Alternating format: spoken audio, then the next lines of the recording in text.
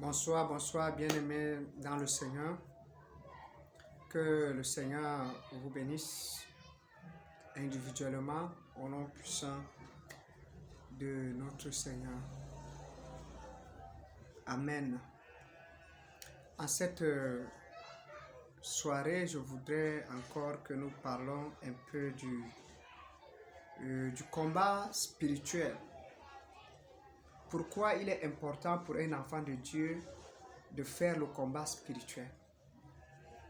Qu'est-ce que le combat spirituel en réalité? Bien-aimés, vous savez, nous sommes dans une époque très dangereuse. Et le monde spirituel est une réalité. De même que d'un côté, nous avons le monde physique. De l'autre côté, nous avons le monde spirituel. Le monde spirituel est une réalité et c'est ce monde-là qui régit le fonctionnement du monde physique. Avant que quelque chose ne se passe dans le monde physique, il faut que cette chose soit déjà passée dans le règne spirituel. Et le règne physique n'est que la manifestation des décisions qui sont prises dans le règne spirituel. Mais si tu ne comprends pas ça, bien-aimé, chaque jour, tu seras sous l'emprise de l'ennemi. L'ennemi va pendant longtemps t'oppresser parce que tu ne comprends pas ces réalités.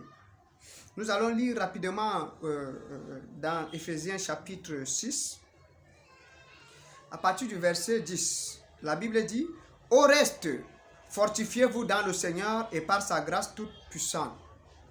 Revêtez-vous de toutes les armes de Dieu afin de pouvoir tenir ferme contre les ruses du diable. Car nous n'avons pas à lutter contre la chair et le sang, mais contre les dominations, contre les autorités, contre les princes de ce monde de ténèbres, contre les esprits méchants dans les lieux célestes. C'est pourquoi prenez toutes les armes de Dieu afin de pouvoir résister dans les mauvais jours et tenir ferme après avoir tout surmonté. Tenez donc ferme, ayez à vos reins la vérité pour ceinture, revêtez la cuirasse de la justice, mettez pour chaussure à vos pieds le zèle que donne l'évangile de la paix, prenez par-dessus tout,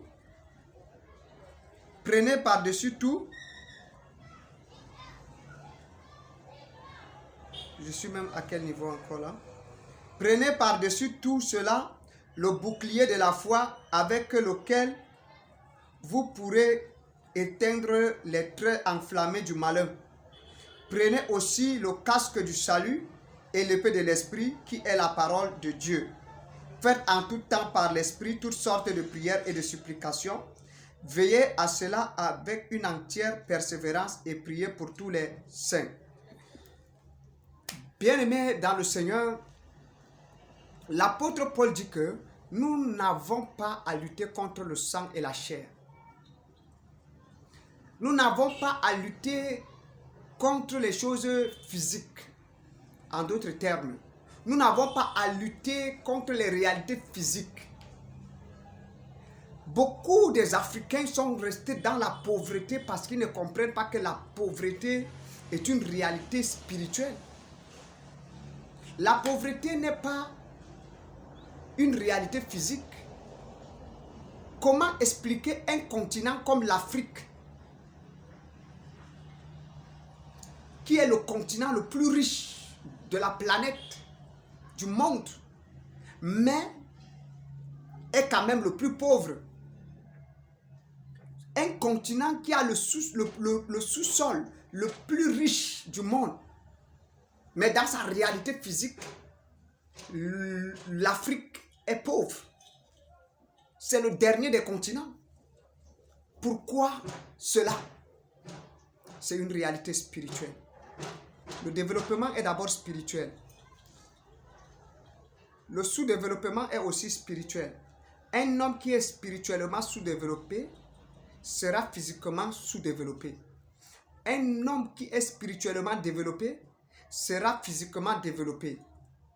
Bien-aimé dans le Seigneur, l'homme africain est dans une sorte de prison spirituelle.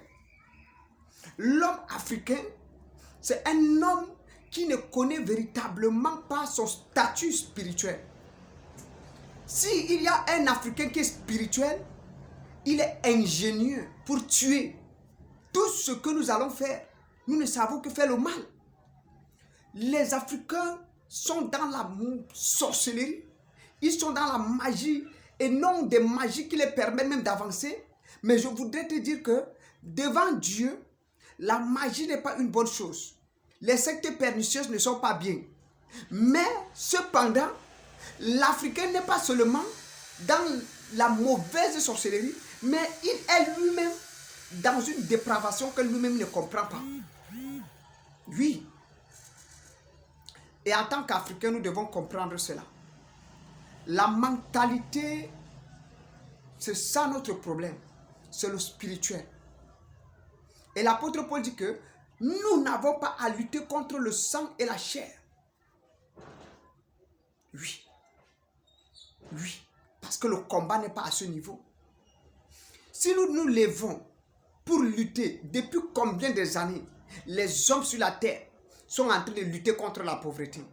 Est-ce que la pauvreté est finie? Ce n'est pas une réalité physique. La pauvreté n'est pas une réalité physique. Comprends ça aujourd'hui comme ça. La pauvreté est une réalité spirituelle. Et tu as besoin véritablement de te lever pour combattre la pauvreté. Combat la pauvreté.